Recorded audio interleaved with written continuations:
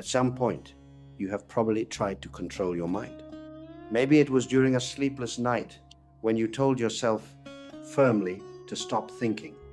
Maybe it was in the middle of a spiral, the kind where the same thought keeps returning no matter how many times you push it away, and you sat there, exhausted, trying to force the noise to stop. Maybe it was in a quieter moment, a meditation you read about, a breathing technique someone recommended, a promise you made to yourself that this time you would be calmer, more present, less reactive, less at the mercy of a mind that seems to have its own agenda entirely. And if you are honest, it probably did not work, not in any lasting way. The mind went quiet for a moment, and then it returned. The spiral slowed, and then it resumed. The promise held for a few days, and then the old patterns reasserted themselves with a force that made the effort feel almost pointless.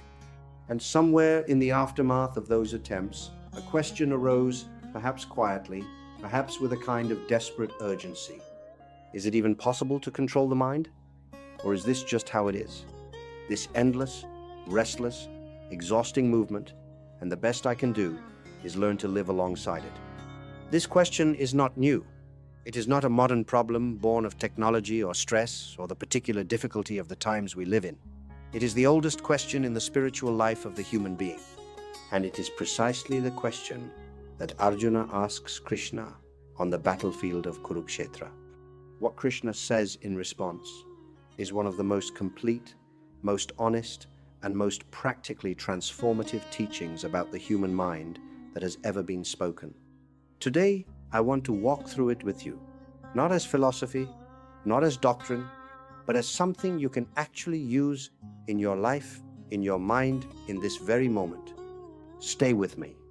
Before we hear what Krishna says, we need to understand what Arjuna is actually asking. Because Arjuna does not ask about the mind in the abstract. He asks about it in a moment of complete defeat. Krishna has just spent several chapters explaining the nature of the self, the principles of action, the teaching of equanimity and non-attachment. He has offered Arjuna a vision of the liberated life, a life in which the mind is steady, the self is rooted, and no circumstance can steal your center. And Arjuna listens to all of this. And then he says something that is extraordinarily honest. He says, Krishna, the mind is restless, turbulent, obstinate, and very strong. I think it is as difficult to control as the wind. Read that again. As difficult to control as the wind. This is not a man who has not tried. This is not a man lacking in discipline or will or intelligence. This is one of the greatest warriors of his age, someone who has spent his entire life developing mastery over his body, his craft, his external world. And he is telling his teacher, the mind is beyond me. I do not know how to do this. And Krishna does not dismiss this. He does not offer easy comfort or false reassurance. He looks at Arjuna and he says something that lands like a stone dropped into still water. Yes, the mind is restless and difficult to control, but it can be controlled, Arjuna, through practice and through non-attachment. Two words, two Sanskrit concepts, abhyasa and vairagya. And these two words, simple as they sound, contain the entire architecture of mental freedom. Today we are going to unpack them all the way down. Let us start with what the mind actually is, because you cannot work with something you do not understand. Krishna describes the mind throughout the Gita in ways that modern neuroscience is only beginning to catch up to. He speaks of the mind not as a single unified thing, but as a layered system, an instrument of extraordinary power that, when untrained, becomes the primary source of human suffering. He distinguishes between several layers of what we loosely call the mind. There is manas, the lower mind, the reactive mind, the part that processes sensation and generates immediate emotional responses. There is buddhi, the higher intelligence, the discriminating faculty, the part that can see clearly when it is not clouded. And there is ahamkara, the ego, the sense of a separate self, the part that takes everything personally. Most of us, most of the time, are living entirely in manas, reacting, being pushed and pulled by sensation, by stimulation, by the endless stream of inputs that the world provides. Pleasure arises, we reach toward it. Discomfort arises, we push away from it. Fear arises, we either freeze or run. A thought appears, and we believe it, follow it, build on it, lose ourselves inside it. This is not weakness. This is simply what happens when the mind has not been trained to do anything else. The untrained mind is like a boat without a rudder on open water. It goes wherever the current takes it. It responds to every wave. It has no stable direction because nothing in it has been developed to provide one. And the result is the experience most people know intimately. A life lived at the mercy of one's own mental states. Days that feel fine until a single thought poisons them. Moods that arrive uninvited and stay too long. Reactions that happen before choice is possible. A constant low-level exhaustion from being carried along by something that never asked your permission. Krishna sees all of this, and his teaching is not be ashamed of the untrained mind. His teaching is train it, because the same mind that is your greatest enemy when uncontrolled becomes, and this is his exact language, your greatest friend when controlled. The same instrument, completely different life. So how? This is the practical question, and the Gita answers it with a depth and specificity that continues to feel startlingly modern. The first principle Krishna gives is abhyasa practice, but not practice in the way we usually think of it. In our culture, practice usually means effort, pushing, forcing, achieving a result through the application of will. You practice an instrument and it improves. You practice a skill and you get better. You practice controlling the mind and the logic seems to follow, the mind gets controlled. But this is precisely where most people go wrong, and why most attempts to control the mind through brute force fail. Because the mind is not like a muscle that responds to strain. It is more like water. When you push against water, it does not yield. It moves around you, finds another path, reasserts itself with redoubled force. Anyone who has tried to forcibly stop a thought knows this. The moment you try to push a thought away, it becomes more present. The moment you declare war on a mental habit, you have invested that habit with more energy than it had before. Krishna's abhyasa is different. It is gentler, more persistent, and ultimately far more effective. It means return, not push away and force out, but return. When the mind wanders, which it will, which it always will, notice the wandering and return to center without drama, without self-judgment, without the added suffering of a mind that is not only distracted, but also angry at itself for being distracted. Just return. The practice is in the returning, not in the staying, not in the achievement of a perfectly still mind, but in the repeated, patient, gentle act of noticing that you have wandered and choosing to come back. And this matters enormously, because the quality of the practice, the spirit in which you do it, shapes the outcome. Forced practice creates a tense, contracted relationship with the mind. Gentle, persistent practice creates a different kind of relationship, one where you are no longer at war with your own mental activity, where you have become, gradually, the one who directs rather than the one who is directed. This is what Krishna means by practice, not a heroic discipline, a patient, daily, unheroic return. The second principle is vairagya, non-attachment, or what is sometimes translated as dispassion. And this word, in the modern world, is deeply misunderstood. So let me be careful here. Vairagya does not mean not caring. It does not mean becoming cold or removing yourself from the full intensity of human experience. or achieving some kind of emotional flatness that passes for equanimity. It means something far more specific and far more powerful.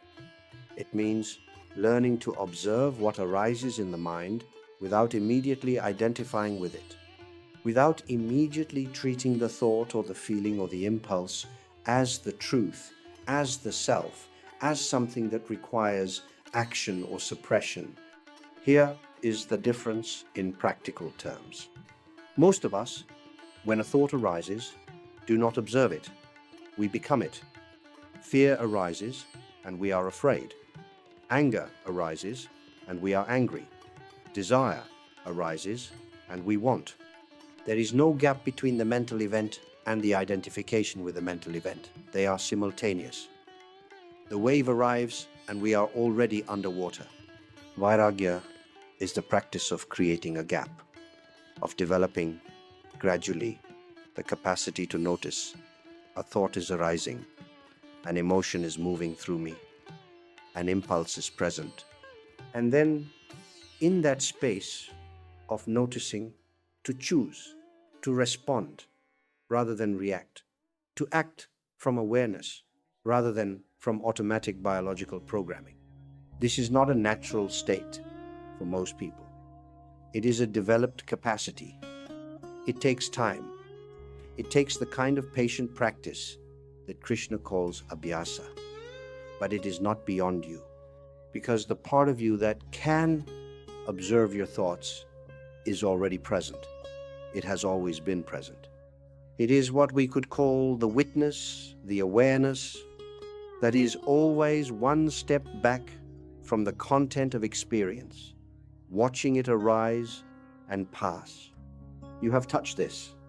In moments of genuine stillness, in the space after a crisis has passed, in the clarity that sometimes arrives in meditation or in nature, you have felt what it is like to be the one who watches rather than the one who is consumed.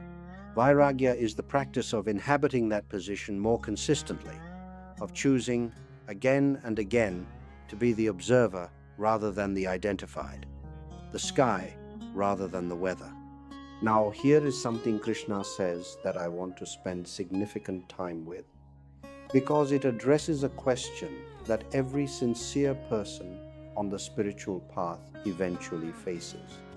Arjuna asks, if someone tries to practice this, if someone genuinely attempts to train the mind and walk the spiritual path, but fails to reach the goal in this lifetime, what happens to them? Are they simply lost? And Krishna's response is one of the most compassionate passages in all of spiritual literature.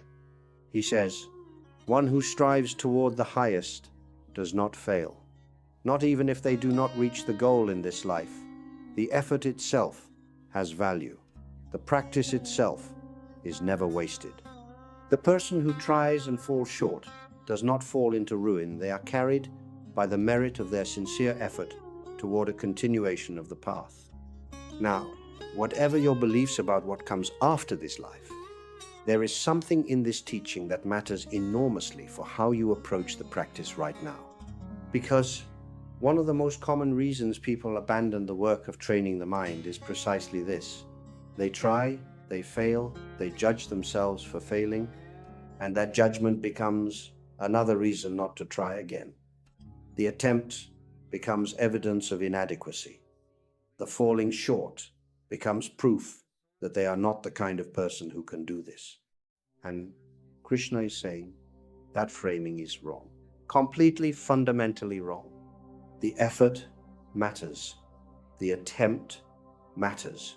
The sincere intention to train the mind, even when the training is imperfect, even when the old patterns reassert themselves, even when you have the same conversation with yourself for the 1000th time and still lose, is not wasted.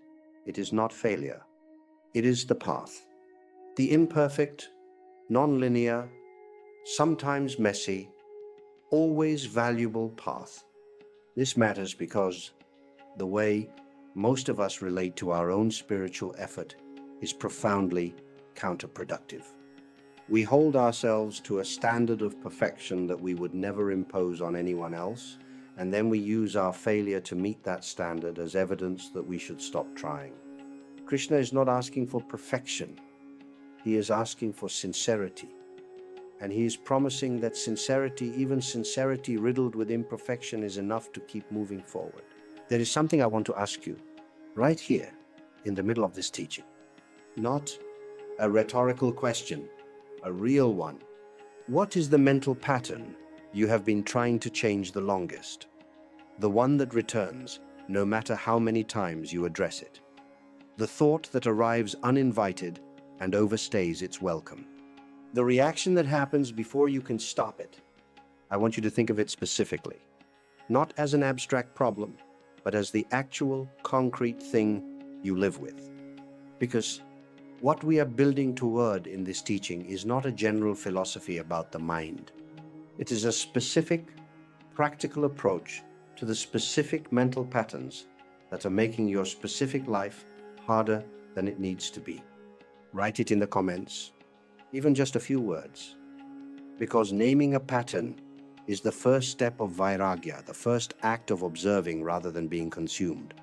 And because there is something quietly powerful about a community of people who are willing to be honest about what they are working with. And tell me where you are watching from today. What part of the world is holding this conversation right now?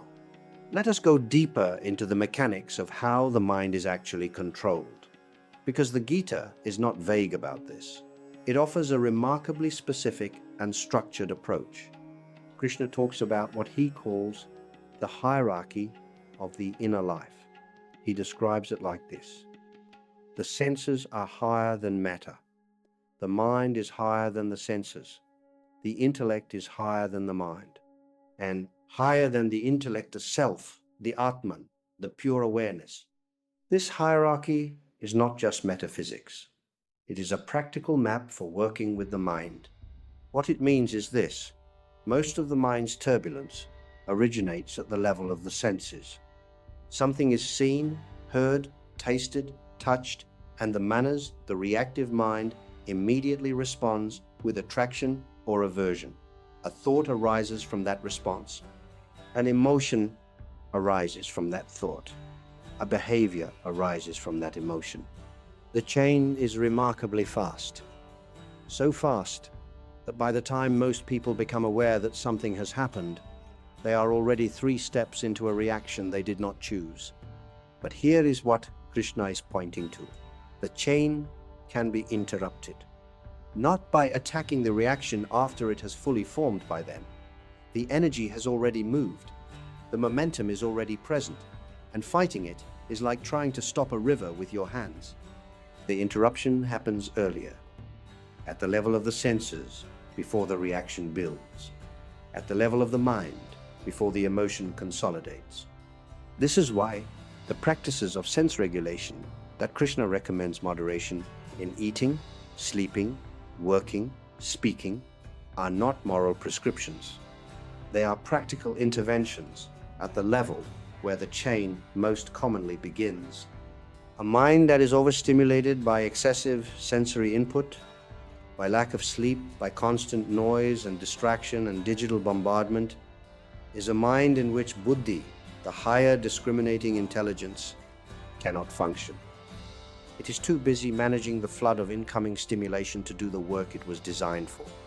This is not a coincidence. The modern world has, in many ways, become perfectly engineered to keep the mind in a permanent state of reactive overstimulation.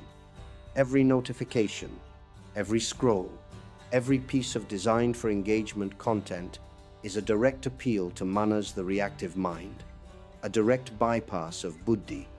And the result is a population of human beings who are more stimulated than any previous generation and less able to think clearly, choose freely, or find stillness than almost any previous generation. Krishna's prescription is not to become a monk.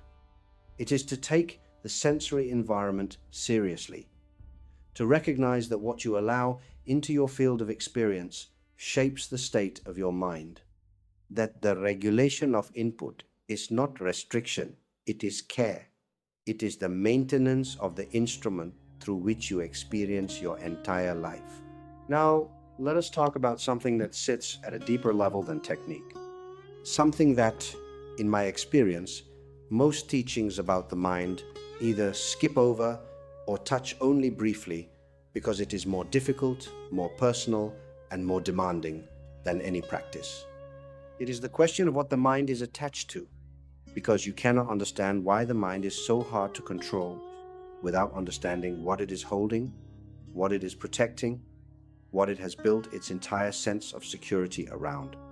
Krishna says, "The mind goes where desire leads it. Where attachment lives, the mind follows. Where fear lives, the mind circles." And this means that training the mind is never only a technical project. It is always, at some level, an inquiry into what you are holding and why.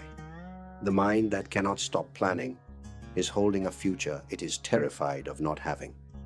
The mind that cannot stop replaying the past is holding a grief it has not fully allowed itself to feel. The mind that cannot stop comparing is holding a wound around worth that has never been properly seen and acknowledged. The pattern in the mind is always pointing somewhere. And the practice of vairagya, of non-attachment, is not ultimately about developing a mental technique. It is about being willing to look at what the mind is holding and asking, is this still true? Is this still mine to carry? Can I loosen my grip on this, just slightly, just enough to let the awareness breathe? This is the deeper work, and it does not happen quickly. It does not happen through any single practice or insight. It happens gradually, through the accumulated effect of years of honest self-observation, through the willingness to keep looking, keep inquiring, keep asking with curiosity rather than judgment why the mind does what it does. Krishna does not promise that this work is easy. He promises that it is possible. And he promises that the person who commits to it sincerely, persistently, imperfectly, will find that the mind, over time, becomes less their master and more their instrument. There is a beautiful image Krishna uses in the 6th chapter of the Gita that I want to offer you.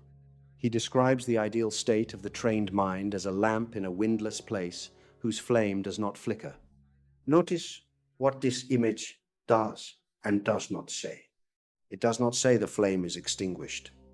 The trained mind is not a dead mind. It is not a mind that has stopped moving, stopped feeling, stopped engaging with the world. The flame is still burning. The mind is still alive, still present, still fully capable of experience, but it does not flicker. It is not moved by every passing breeze. It has developed a quality of stability not through rigid suppression, but through the cultivation of a center that the fluctuations of circumstance can no longer easily destabilize.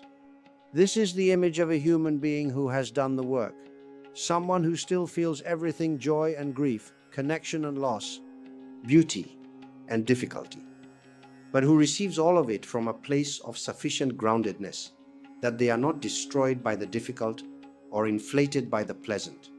Someone who has found what lies beneath the weather of the mind and learned gradually to live from there. And here's what I want you to hear in this image. The flame did not become steady by being left alone. It became steady because it was placed in a windless space. Because something was done, deliberately and with care, to protect the conditions in which stillness could exist. Training the mind is the same. It requires the creation of conditions. Internal conditions, the practices of abhyasa and vairagya, but also external ones, the quality of the sensory environment, the people you surround yourself with, the content you consume, the pace at which you move through the world. A flame placed in a constant gale will flicker no matter how strong the wick. The environment matters. And taking responsibility for the environment of your mind, treating it as something worth protecting, worth cultivating, worth caring for, with the same attention you would give to anything precious. This is itself a practice, a form of self-knowledge made manifest in the choices of ordinary life. I want to offer you something practical now. Not a technique in the self-help sense, but a concrete way of working with what Krishna is teaching in the actual moments of your actual life. The next time you notice that your mind has taken over, that you are caught in a loop or a reaction or a spiral that is running you rather than the other way around, try this. Do not try to stop it. Do not push the thought away, argue with it, or demand that it leave. These strategies feed the very thing you are trying to release. Instead, take one step back, not physically inwardly. Ask yourself, who is aware of this thought? Who is noticing this feeling? Who is here, watching this spiral? This simple question, who is the one who notices, is the beginning of vairagya. It is the first movement toward the position of the witness. It creates, even briefly, even imperfectly, a small space between you and the mental content, a gap in which choice is possible. And in that gap, you are no longer the reaction. You are the one who is aware of the reaction. And that awareness, however small the gap, however brief the moment, is the beginning of everything. From that awareness, you can breathe. You can feel your feet on the ground. You can ask, what actually matters here? What would I choose to do if I were choosing from my clearest self rather than from the momentum of this loop? You may not always answer perfectly. The old pattern may reassert itself. The spiral may resume. But something has happened. A precedent has been set. The awareness has been visited, even briefly. And each visit makes the next one slightly more accessible. This is abhyasa, not heroism, just the quiet, patient, repeated practice of returning to the one who watches, until the watching becomes less effortful, until the center becomes more familiar than the noise. Krishna says something near the end of the 6th chapter that I want to close with, because it is, in many ways, the summary of everything he has been teaching about the mind. Arjuna asks him, of all the paths of yoga, all the approaches to spiritual practice, which is the greatest? Who is the highest yogi? And Krishna says, the highest yogi is one who in all circumstances sees with equal vision, who sees the pain of others as their own pain and the joy of others as their own joy. One whose mind does not exult in pleasure or sink in suffering. One who is the same in honor and dishonor, in warmth and cold, in gain and loss. But then he adds something that might be unexpected. He says, of all yogis, the one I consider most deeply united with me is the one who worships me with love and faith with their whole heart. Why does this matter for a teaching about controlling the mind? Because it points to something that pure technique can never provide: a reason, a direction, a center of gravity larger than the self. The mind that is trying to control itself for its own sake, to become more productive, more calm, more effective, is working against a fundamental limitation. The ego cannot transcend the ego through effort alone. A self that is trying to improve itself is still fundamentally a self that is focused on itself. And a self focused on itself is by definition contracted, defended, unable to fully open. But a mind that has found something larger to orient around, call it devotion, call it love, call it the recognition of the Atman in all beings, that mind has a different quality of motivation. It is not tightening around improvement. It is opening towards something. And that opening, that movement of genuine love and genuine care, has a quality of effortlessness that effort alone can never replicate. This is why Krishna does not end his teaching on the mind with a technique. He ends it with an invitation to move from self-improvement into something that looks more like surrender. Not the surrender of defeat, but the surrender of a person who has discovered that there is something inside them larger than the noise and has chosen to live from there. The mind that is oriented around love, love for the divine, love for others, love for the truth, is a mind that is no longer primarily at war with itself. It is a mind that has found a direction. And a mind with a true direction does not flicker. You came to this teaching with a question that is as old as human consciousness itself. Can the mind actually be controlled? Or am I destined to spend my life being managed by something I cannot manage? And the answer that Krishna gives, not as comfort, not as doctrine, but as the honest truth of someone who understands the mind with extraordinary depth, is yes, it can be done. Not perfectly, not quickly, not without many returns to the old patterns, many moments of losing the thread and having to find it again. But it can be done through practice, the patient, daily, unheroic act of returning to center. Through non-attachment, the gradual development of a gap between awareness and reaction, between what arises and what you choose to do with it. Through knowledge, the growing understanding of how the mind works, what it holds, and why it does what it does. And through love, the discovery of a direction larger than the self, a center of gravity that the mind can orient around instead of spinning in its own orbit. These are not abstract principles. They are lived practices, and they are available to you not when you have become a certain kind of person, not after you have resolved your particular difficulties, not on the other side of whatever it is you are currently moving through. Right now, in the mind you have, in the life you are already living, the flame can become steady, not because the world stops producing wind, but because you have learned, slowly and imperfectly, and with great patience toward yourself, how to find the windless place inside. That place has always been there, beneath the noise, beneath the reactivity, beneath the years of accumulated mental habit. It is waiting for you now, and every time you turn toward it, every single time, you are doing the most important work a human being can do. If this teaching offered you something real, if something in it landed in a way that felt true and necessary, I want to ask you to carry it forward. Subscribe to this channel, leave a like on this video, not as a gesture, but as a choice to keep this kind of teaching alive and accessible for you, and for whoever needs to find it next. What we are building here is not an audience. It is a community of people who are willing to do the real work, the inner work, the work that does not produce anything visible or impressive, but changes everything about how a life is lived from the inside. You are already doing that work. The fact that you are here is evidence of it.